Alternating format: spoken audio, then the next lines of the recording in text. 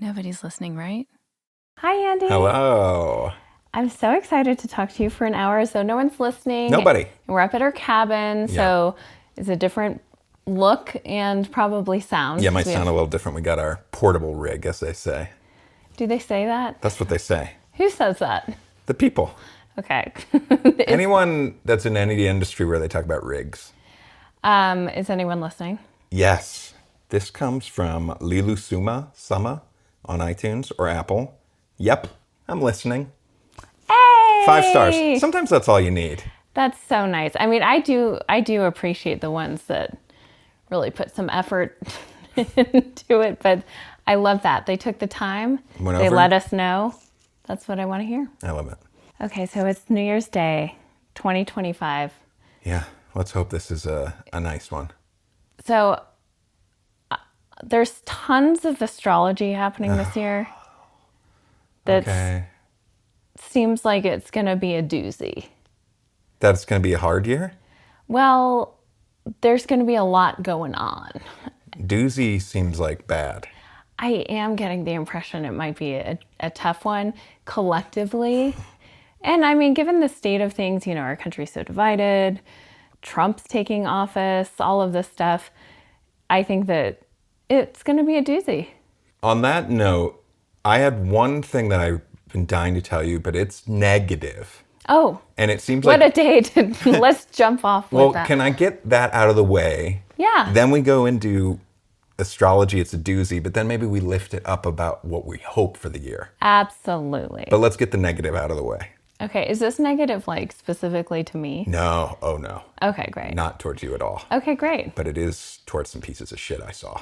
Oh no. I don't think that my gears have been ground so hard before. Wow, when was this? My rear has been chapped so hard. Yeah, your cookie crumbled. This was like last week.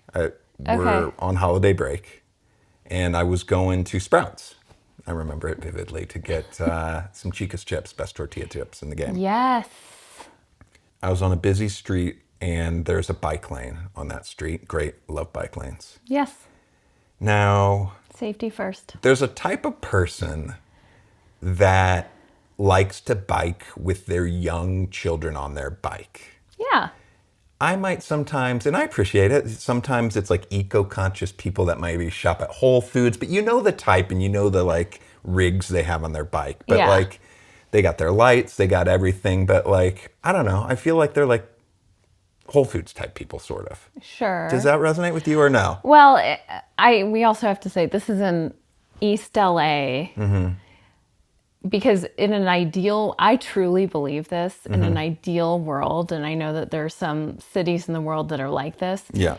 All of us would be riding our bikes around. There would be like a 1/50th of the amount of cars. Right. The streets should be structured for bikers, like, and pedestrians. Yes. The way our world in East LA is very much structured for cars. Yeah, well, all of LA. So it does take a certain kind of person who's like, and I admire it.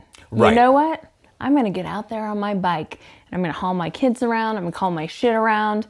That's my mode of transportation. Now, and it's not usually the people who, there are of course people who can't afford to have a car and have other modes of transportation or taking the bus and biking and whatever. Yeah. This is someone who probably has a Tesla in the driveway. Right. Yeah. And I, even taking it out of LA, and I'm even thinking of it even growing up in St. Louis, sort of, there's the person we're describing there, and then there's also like the person that was like using Tom's toothpaste before Tom's was like mainstream. No one knew who Tom was. But it was like, do you know what I mean? That they're like, I don't know. That's neither here nor there. It's bougie granola. So yeah, but sometimes not as bougie, but sometimes bougie. They're but eating, granola. What's that granola called? Bare naked granola every day. I didn't like that. I know. Okay. We don't need to. I could talk 10 minutes on that. Maybe they could sponsor us. We don't know. Anyways, I see these people, they're making a left-hand turn onto the road where I'm going. I yield for them. They come on the road.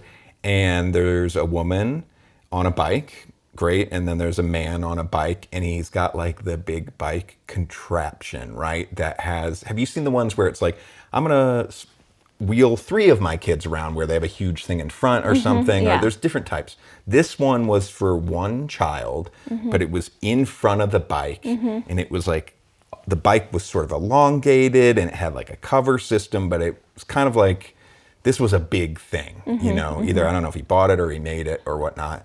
And upon closer look, there is a baby that is in a car seat in this thing. Okay. So it's rigged up for like a little baby in front. Okay. It makes me a little nervous. Sure. But more power to you if you're a bike person, like you were saying. I know, but it does I make get it makes me nervous. nervous. It's not their fault I'm nervous. It's because people drive like such assholes. Even like, I don't need to get into it, but crossing the street to get to school feels hazardous at a 4-way stop sign thing where I am on high alert because people are such pieces of shit. Exactly. Now, the man is in front, and the woman, you know, starts on behind him in the bike lane. Are they together? They're definitely together. This Okay. is definitely some sort of unit. Okay. Maybe a family. Then the woman comes to like flank them. But now they can't all be in the bike lane, which I'm like, don't do this. I'm already nervous with your huge bike contraption with an infant in a bicycle, right? And this isn't a quick bike that you can maneuver easily. This is like this behemoth thing. And now this woman's going into the car lane. So I'm nervous, and I'm just like, oh, these people. And I'm slightly annoyed, and I'm starting to judge them. And then I noticed something that I hadn't seen yet. No one's wearing helmets. And I'm like, you are the dumbest fucking people I've ever seen. I was livid at the parents, I'm assuming, of this infant that are in this crazy contraption, that are not biking safe, that aren't wearing helmets. Yeah. Like, if you're one of those people, you got to wear the helmet. Yeah. You've got to. You've got to wear that. This is very akin, and it's the same person. I guarantee you that those parents, when they're out with their dog, and they have a dog, it's not on a leash. No, I agree with you, but this is a much bigger infraction to me. Well, no, of course. Yeah. I don't know. I'm just saying it's the same. Because there's an entitlement there. There is such an entitlement to having your dog off the leash. That's what I'm saying. Oh, yes. Okay. Got it. What's the mindset for these people without the helmets But on I'm their not bike? comparing. I wasn't bringing this up to say that's a worse infraction or not. Okay, got it. I'm just saying that these people don't have their dog on a leash when they're walking around the world, because they think that they're, that guy owns like those bare feet running shoes, and Shout out my brother. He's got quite a few pairs of those as well. they're living an urban lifestyle, but also think that, I don't know, rules don't apply in some ways. And the helmet thing is so interesting to me because I thought we had moved past this, but like when I was in college, my roommate, her family had this thing about helmets, almost like it was It's lame. It's dorky. dorky, but also like I can't even wrap my head around it now. That's a big part of like skateboard culture still, right? That's a whole thing. But with bicycles, it does seem that is not a thing anymore. And I would also say the type of person that has the crazy bike seat with the kid, I can remember one of them people on my block growing up. They are the people when we were kids that actually had bike helmets when it wasn't cool to have a bike helmet. Right. It like just doesn't compute for me here. Yeah. Which makes me think like this is so dumb. If you wreck now, like you're putting yourself in that much more jeopardy with your infant. I know. It's crazy. I know. Anyways, I'm sorry you had to experience that. It's the most angry I I've thought been in a while. something was going to happen, but you just saw something. Yeah. Nothing happened. Yeah. You're just like infuriated. Yeah, because it's a moment that needs justice that I wasn't able to, able to give my opinion. Well, sure. I mean, why should you? This is something though, okay, similar to the dog thing. Yeah. I mean, I went through a phase where as we know, if I saw a dog off leash, I was given my opinion. Yeah. Now I see dogs off a leash all the time, and I'll pet them and I'll smile at their owner. Like, I've moved past it, and I'm like, that's their thing. Right. Your rage about this, is it mostly the justice that you're seeking on behalf of this infant? Yeah. Okay. Yeah. That's noble. And I feel bad. Like, I'm like, you have the dumbest fucking parents Yeah. built. But there are a lot of dumb parents, you know. It doesn't take, you don't have to pass a test to get knocked up. I mean, in some ways you do. Which test? Can you fuck? Or what? Can you fuck or what? Our kids are downstairs. We can't be our true selves. Fuck or what? You have, like, when you did that, Yeah. your lips shaking a little bit. Ew, don't do that. But, you know, you have a lie face, and it involves your lips quivering a little bit. Yeah. And, like, what was the thing that you did? You said that they didn't, you told me that you forgot to bring the PS5 controllers up to the cabin for this week vacation. And I knew instantly But I you was were like lying. playfully doing that. But yeah. You just have such a clear tell. So what was I lying about just now? I don't know, but you were playing the part. You were lying about who you were. Okay. You were acting. Yeah. Yeah. Okay. It's a good thing you didn't pursue television acting. Or voiceover, as we found out recently. Why? We can't get into it that much because it's a fun project we're working on. But we had to do some, what do they call them in the biz? Punch-ins? No. No. ADR? Dubs. Yes, Dubs. ADR. And there were 3 of us doing them. 2 of you were amazing. And me doing it was how painful. I mean, I remember also we were in a friend of yours, like a short film or something. Yeah. And I had to do nothing. Yeah. Like, just you're someone in the room at the party or something, and I can't do it. I can't, like, it is. It's a skill. So, but what was very funny about that ADR session was that our friend's there who is doing this with us, and you're kind of at the controls, right? You're recording everyone. Yeah. So you did have a lot on your plate. It's not like you just showed up and... That's being generous. But you were so critical out the gate of me, especially. And you said something so mean to me that Do you remember what it was? Our friend said she still thinks about, like, weeks later. Oh, what was it? You said something like, it sounds like you're in, like, beginners to acting class. Now, did I get the results I needed, though? Sometimes you gotta be. No, everyone has a different technique. You can't be a director like that. You can't come in hot. And also, have you ever heard of the first pancake? No. Okay, so in directing TV, I learned this the hard way because I was on set and a director's like doing their first thing, and you go as a producer, you go over to give notes, and you're like, we actually can, what we're looking for here is this, and that's not what was delivered. I already get it. You went over after the first take. And were they like, it's just the first fucking pancake? Yes. What did they actually say, though? Well, this director I happen to love deeply, but... Elizabeth, it's only the first pancake. Yeah, exactly. Like, I know. It's the first pancake. Let us get there. Whoa. Okay. Well, I did say in that session, too, I'm open. Like, let me know at feedback coming back my way. Hopefully... You don't think, like, I damaged you, Hi, did I? I'm Andy. Did I damage you? No. Okay. Had you, like, blown us away, maybe it would have been harder. But then you went, and it was like, no, I have nothing to worry about. I do have, I didn't bring it up, or maybe I did during that session. I have, like, complicated feelings around doing voiceover. Yeah. Oh, God. Okay. All right.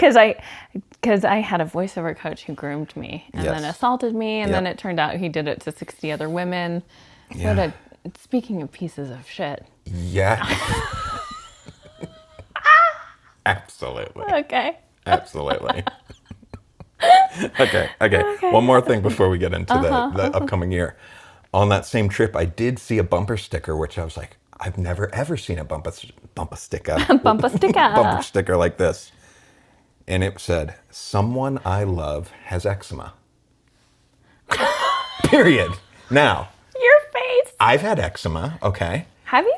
I think so. Yeah, I think some of the Well, right, and I know some other people that have had Our eczema. babies had, one of our babies had severe eczema. Now- I had eczema. I had, what's it called? Impetigo. What's that? It's bad.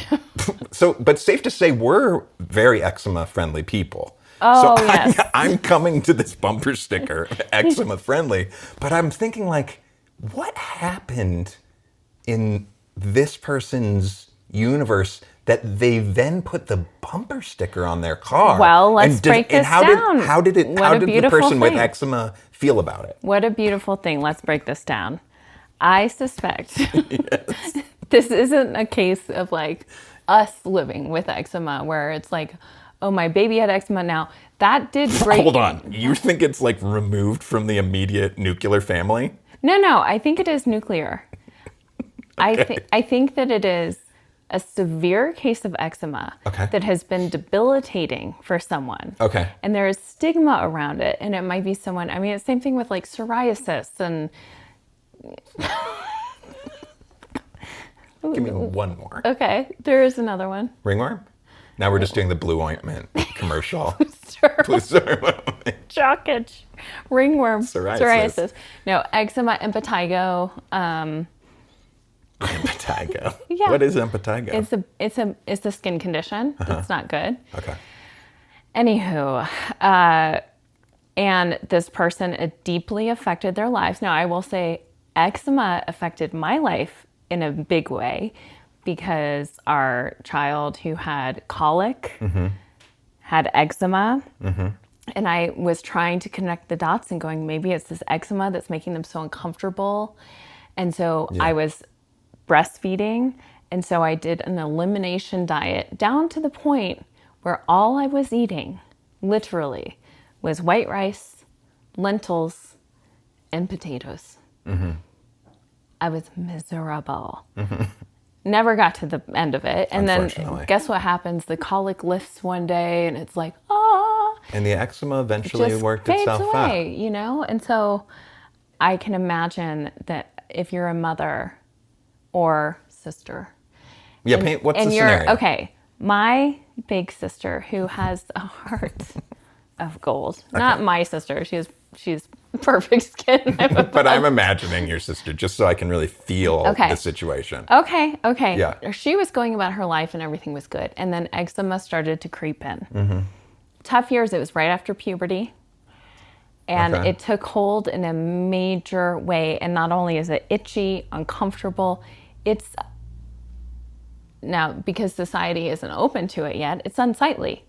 It can be, sure. And Or it just looks different than what people are. That's I don't like your word unsightly. Is what I'm saying. that's what I'm saying. So That is said not the because- type of language that's going on in the car with this bumper sticker. I know, this is why I'm like, society hasn't come around to it, and this bumper sticker is trying to change that. Okay, but okay. My sister should be able to go outside and go to the movies like everyone else and not have people stare at her or judge her. Right, I completely agree. But she feels like she can't. Okay. And it's hard to see. It's hard emotionally to see someone go through that. So I want to take away the stigma, and I love someone with eczema. Wait, yeah, let me double check. It's that, right? It's just someone I love has eczema. Yeah. Someone I love has eczema. Okay, now then so how far into the journey do you decide to get the bumper sticker? And then once you have the bumper sticker, do you present the bumper sticker? Like, look, hey, I got this? Or was there talk of it before you put on the car? Or do you not mention it and just hope that your sister sees it? It's been such a journey. She's gone to 85 different doctors. She's tried Western medicine, Eastern, like you name it. And this is something she's going to have to live with. And it's hard for her. And she wishes that people didn't judge her. And we have this conversation like, wouldn't it be great? This is a condition or a disease like anything else. People who have well, I feel like a lot of diseases have stigmas, but like, let's, for example, say people who have diabetes or something like that, they can still go out in the world and not be, people feel compassion towards them. And so I said to my sister, do you want me to spread the word? Ah. And also I've become involved in the American National Eczema Society. Yeah. So they're just sending those out probably. You maybe get one in the mail. Yeah. It's not, now there's another scenario of this, which is like, mom's got eczema. It's all we hear about. She has adult children. Other adult children. Okay. Eczema this, eczema that. Like her whole personality has become eczema. And it's not even that big of a deal. And Dad got everyone for Christmas these bumper God. stickers. Okay, it's so weird. This is so twisted because the thought I had is more similar to that. The picture in my head was that the person that had eczema saw the bumper sticker and felt very complicated and mixed about it. Yeah. That they didn't know how to...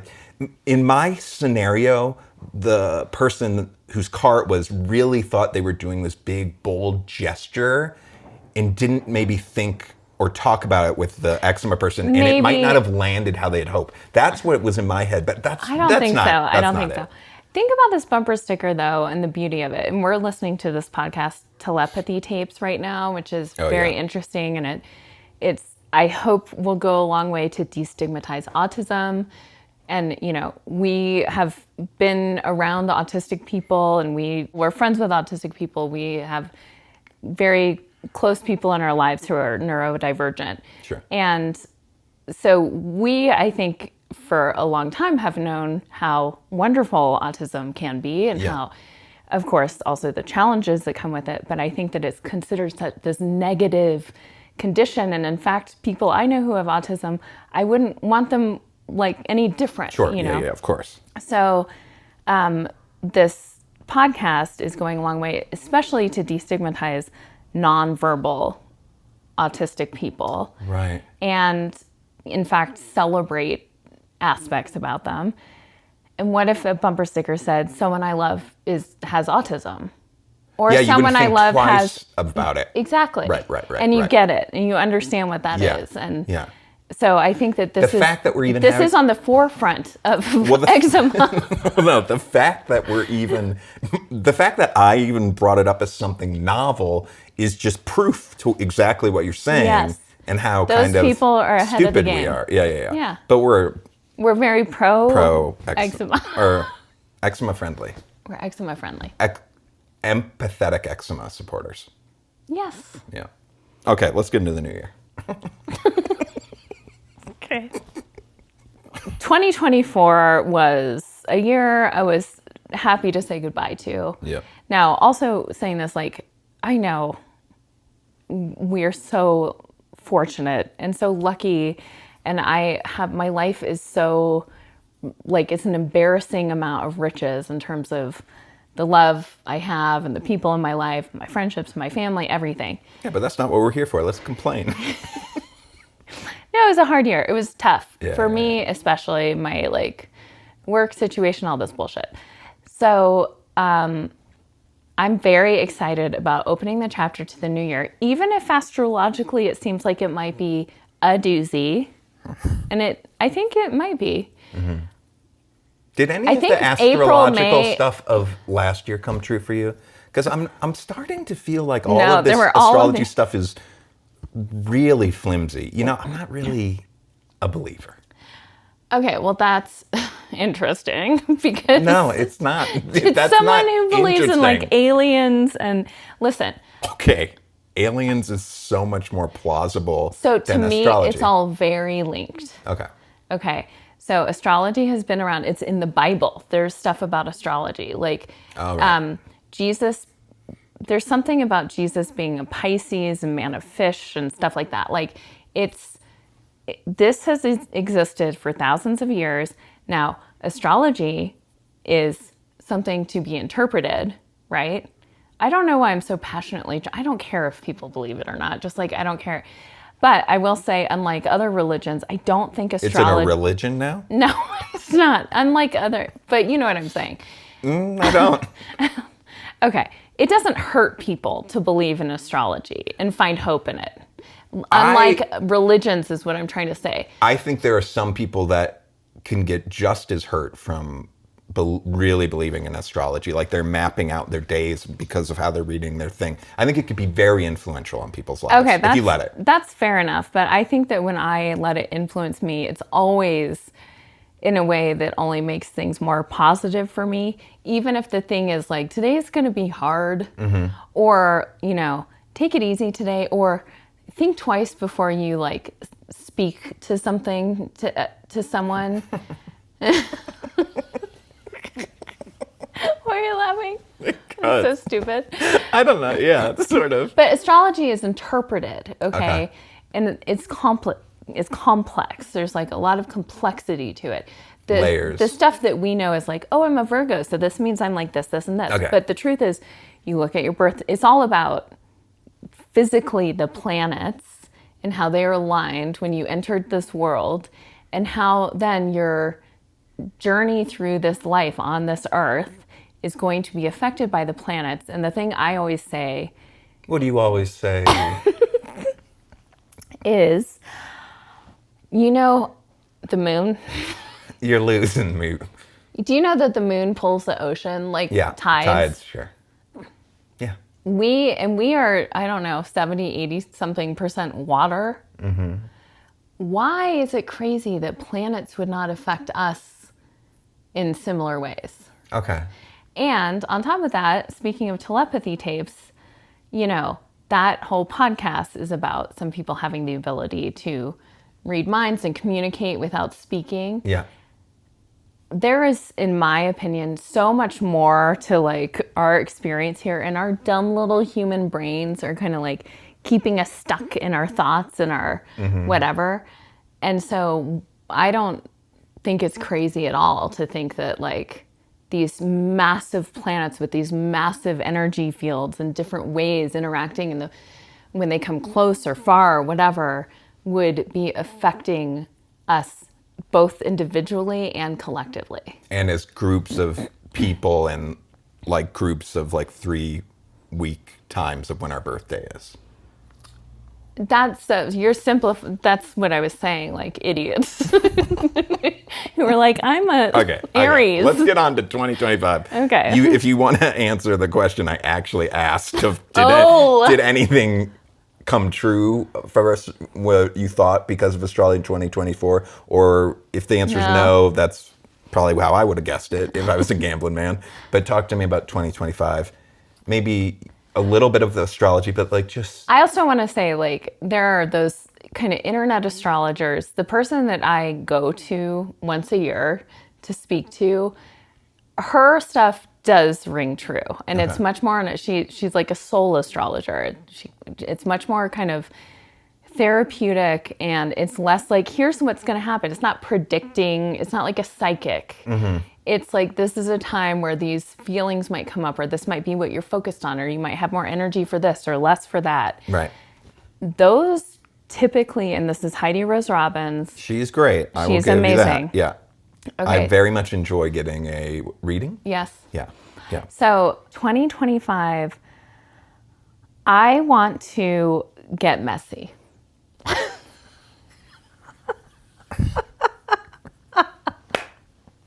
So stupid. It's so stupid. But I wrote out all of these goals. Do you have in your, wherever you're writing these goals, does it say I want to get messy? Let me see. Hang on. I have it right here. I did this. Okay. So I split my goals down into health, money, work, and life. Okay. Whoa. Health. You'll money, love that part of health work, and life is sex once to twice a week. You put once to twice. I did. That's wrong. That's Okay. what I'm talking about. Hang on. Let's see. Did I put? Yes. Life. More joy. Get messy. That's one line. Yeah. More joy, comma, Get messy. Two What F's. does that mean to you? Well, it means Okay, I'll be totally honest. We had this whole thing happen here at the cabin, which was I tend to get very overwhelmed. We've talked about mental load. It is a thing. Women, especially around holidays, carry the mental load. Now, you do a lot. You were... So much. But I kind of reached... And also, we also talked about this. Hang on. I kind of reached a breaking point last night. Because I'm just, the Christmas explosion happened. I'm just constantly walking around, cleaning, putting, tidying, laundry, dishes, food, Yeah. And I also think it comes from after losing my parents and having all this stuff. Stuff overwhelms me, and not having everything like in its place stresses me out. Okay. And so sometimes when I'm having big feelings about other things, it manifests in caring about that. And unfortunately, you and the kids often bear the brunt of that. And so I came out and snapped at everyone. And then we had a big conversation later, and it made me realize I don't want to be the mom that our kids think of as like, oh, we couldn't get messy.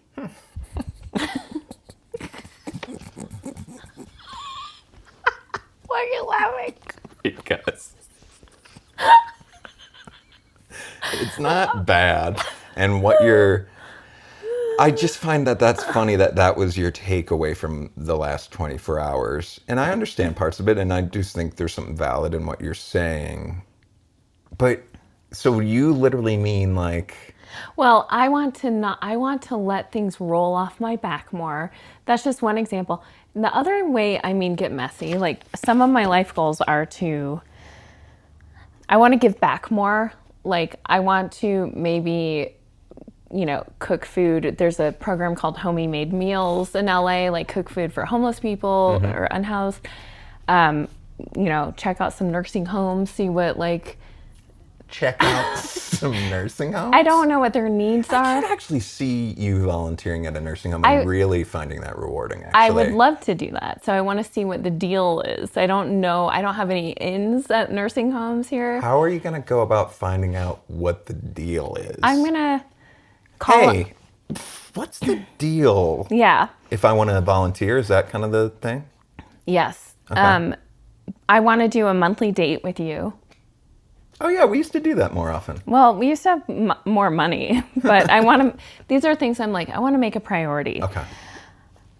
Other part of getting messy is like, I want to do classes. I feel like we've become hermits who, I just always default to not doing things, not trying things.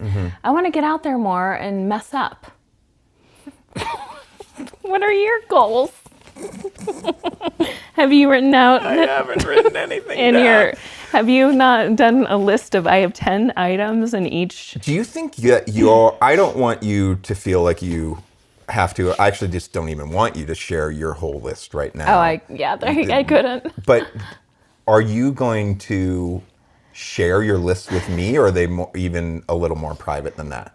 I could with you. You wouldn't have to, but I'm just curious, like I wonder how much they would inspire me. Oh, I would do that, but so our dear friends, Maddie and Sarah, who are musicians, Maddie has a Substack that I read, and I was really inspired by her wife, Sarah, who is an artist called Illuminati Hotties. Yep. She does this like goal setting, and Maddie wrote in her Substack, like, she's so audacious that she would have the gall to write down, I want to win a Grammy. Yeah. Guess who won a fucking Grammy this year? There you go. Yeah. Sarah. So I'm really inspired by that. So I wanted to make these very clear goals. Now, some of them are things that like, I want to do Pilates 2 to 3 times a week. I can kind of check in on myself. Totally.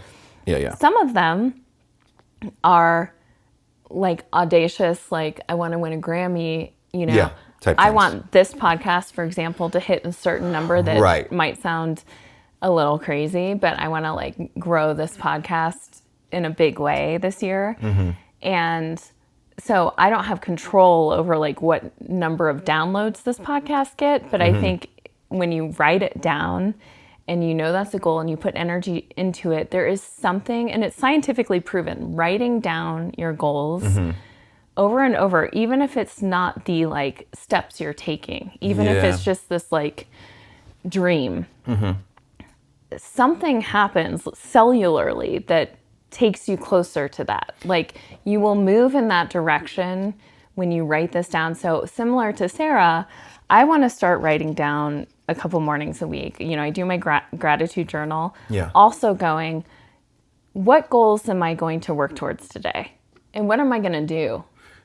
Okay, my problem with those type of goals, like the bigger ones, is that I sometimes am cleaning up my notes app on my phone, and I find those lists from years past, and they're heartbreaking because because it's basically just lists of how wildly you didn't achieve these goals, like how far off they are.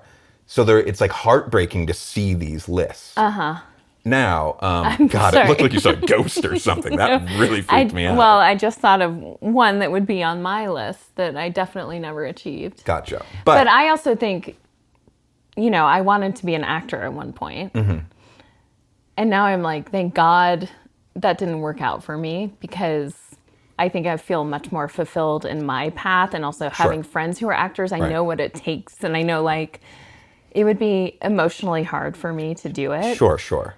So carry on. Well, I'm just saying. So I'm saying now, granted, I didn't write down every day those goals, which maybe I should, maybe that would have been a little more helpful. But so that's just what I'm saying is like I sometimes shy away from those goals because I know that they can be painful to see later. Yeah. That being said, I'm going into this year, the big thing for me is optimism. I just want to be really optimistic.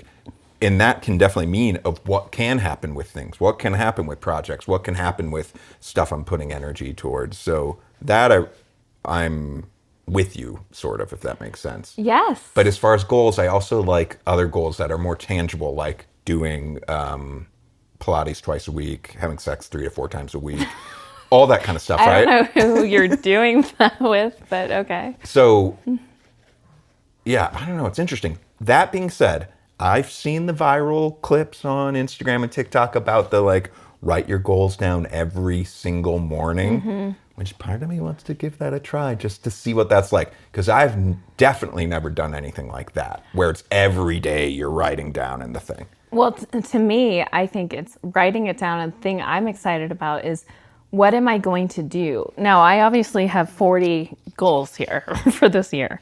So I'm not going to be writing down all 40 of these every day. But maybe is there like a big one? But I'm like, I think that they'll alternate. And so if I'm writing down, like, I want our podcast to hit this number, what am I doing today? Well, maybe it's today I'm getting on our Instagram account and like interacting with the people who have messaged us, or I'm, Sure. you know, it's like steps to take to kind of, Yeah. Do you want me to rattle off a few? If you don't mind. Okay. Dance parties after dinner. That's something that we used to do with the kids a lot. Like we'd finish dinner and we'd throw some music on and have a little dance party. I love it. It's good for everyone and it's fun. And it's also like so good for your blood sugar. Okay. Stretch every day. I feel so good when I stretch. Okay. Oh, money. Yeah. I want to move, like we have some retirement funds and stuff, and like a brokerage account where I've never literally talked to a single person there and they charge fees. I want to move it to a non-fee brokerage account. Great. I want to get our financial health in shape. I like that. Okay. Work. A lot of podcast goals with work, actually, Fun. and then several writing goals. Writing, I had a year where I worked really, really hard to try to sell something. Nothing sold, and it was 3 different projects, and it's not like, as you know, that meant 35 different pitches, like from pitching to producers to, it's a lot of work to take out a project.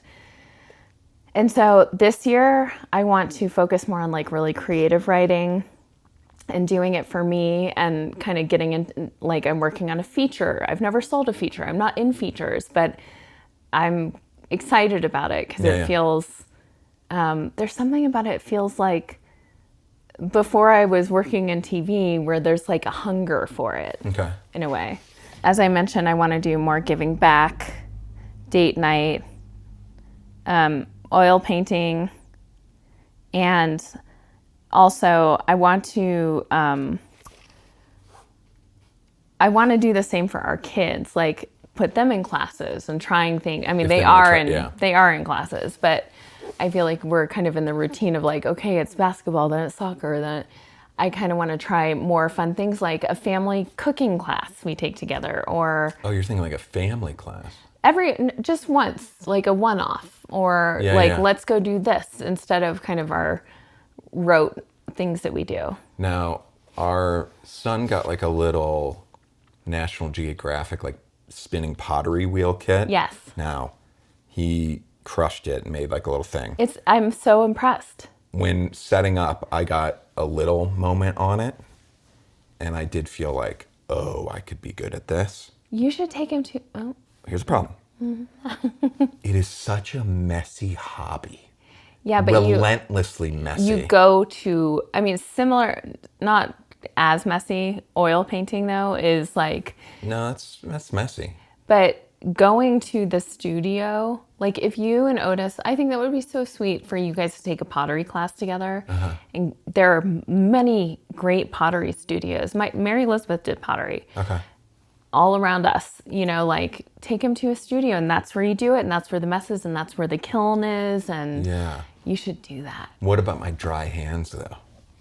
I don't think it's helping. The clay would help. For it would real? only help. It would only help? Yeah. People do like clay masks, and clay is good. It's earth. It's earth. Maybe I will. You should. Then you make a great point of it not being at the house that you have to deal with. No, I don't think you should do it at the house. I don't think you're getting a pottery wheel. No, we're going to have like a kiln and everything. No, you're going to go to the studio and do it. And then similar to like me with oil painting, once you kind of are in it and start to learn little things, like then you can see how invested you want to get. All right, let's get to your oil for a second. Yeah. What on this list is oil painting related? It's under the life section. And what's it say? It says classes, oil painting, French. So you got an easel. I did. For Christmas. Yeah, thank you. So I'm wondering, like, what are you going to continue this oil I'm going to painting finish journey? the painting that I started in the class I went to. With your easel? With my easel. I needed an easel. Like, I haven't been doing it because I've been hoping I would get an easel. Are you going to set it up in the garage or somewhere else? Probably like outside. Really? Mm-hmm. That's fun. Yeah. Okay. Yeah. And so I'm really excited about it actually. Like, and then I'll probably do YouTube and then maybe splurge on a class at some point. Like do some YouTube classes. Yes, exactly. Oh, I bet there's some great things. We know someone, a parent at our school, who goes to Friday morning oil painting classes nearby. Really? And loves them. And so that would be something I would love to do eventually once like money was flowing a little bit more. Got it. You know, let me look at my money section. Did you do all this morning? Yeah. Man, it's yes. inspiring. I'm excited about the year ahead. I really am. And you and I have some projects that we're excited to get out there. And I feel like this year, what the good that has come of it is on a personal level, I know that, you know, lots of people are struggling in many ways, but all of us, like our family is doing great. I feel closer than ever to all, like as a family unit. Mm-hmm. It's made me realize how the work stuff, like the real important thing and the thing that got me to my career in the first place is being creative and approaching things with awe and curiosity. And I want more of that in life. And that's why like classes and being messy and it's not to be so rigid in my life. And like, I almost feel like I was defeated this year, where I didn't go out and do things or try things because I felt so like, I have to get this shit going. Like, I have to sell this thing or whatever it was. And that all my energy went to this kind of stressful panic instead of, I really want to be open because it served me before. It's like being creative and curious and like, and we'll figure it out, you know, and I have you and we're doing stuff together and it's going to be good. That's great. I need to figure out my physical thing. This year I really let the physical slide in a big way. Yeah. It makes you feel, you know, a few days ago I was feeling really bad. I was in a bad mood. You were cooped up that day. I did not even go outside that day. Right. And it's like these daily walks make such a huge difference, even if it's 15 minutes, you know? Yeah. So. I don't know what my thing is. Maybe it is walking. Walking's great. Christopher Walken. I love your optimism. Yeah. I'll get more specific. You know, I got to funny, drill down. Because you are so negative usually. And but lately when I've been kind of like, oh my God, how are we going to do this? And all that stuff. You have such a way of reassuring me. I'm just lying then. No, come on, Andy, because... Do you think I could lie? Oh, no. Knowing what you know about me? No, I don't. So I think that should be comforting, maybe. Well, it is. I feel very reassured about, you know, there are things that right now we're embarking on and investing in. And to me, it feels very scary and kind of like we're throwing the dice. But you have a sense of like, this is the path. Oh, yeah, maybe. And your sense of assuredness is very, very comforting to me. Oh, that's pressure. You knew that. Yeah, I've never really thought of that, though. Oh. The pressure part of it. Oh, well, sure enough. Well, I'm kind of excited. I guess this is the nice thing about the new year always, is that you do get this reset, even if it is superficial. Let's hope it's not, you know what I mean? But you at least get this moment to take stock and be like, I am going to try. I'm going to try. There's so many people. That's what this What are you day's all going to about. do this year? I'm going to try. I'm going to try for a little bit. And there's a beauty in trying. For as long as I can. Yes. For some of those resolutions, it's a few weeks. But you know what? For some of them, it might be the whole damn year, hopefully.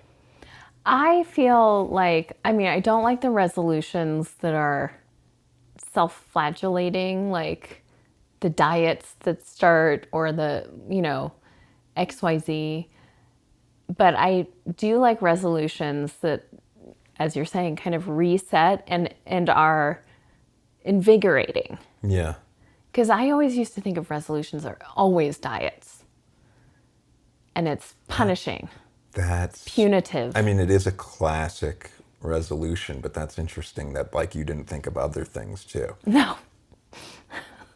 That's my upbringing, I feel like. Yeah, maybe that is like a generational thing too, because when you think about it, us growing, it's always like the thing you aren't going to do anymore. Right. Or I'm going to exercise. What's going to be taken away from me. Yeah. Yeah. Fuck those resolutions. Yes. Unless that's what you want to do. Sure. Because those can be health related sometimes. As long as you're wearing a helmet while biking your infant daughter around. I don't know why I made it a daughter. Why not? I mean... You do you know? Well, anyway, I'm excited for this year. I hope our listeners have amazing beginnings to the year. Yeah. And also, gratitude is a big thing. And I'm very grateful, as I know you are as well, for this podcast, because it's all we've got. Yeah, and I'm very, very, very, very grateful. Yes. All right, cool. Okay. Well, on to 2025. 2025, let's go. Everybody, let's all go. Let's go. All right. Good night. Good night.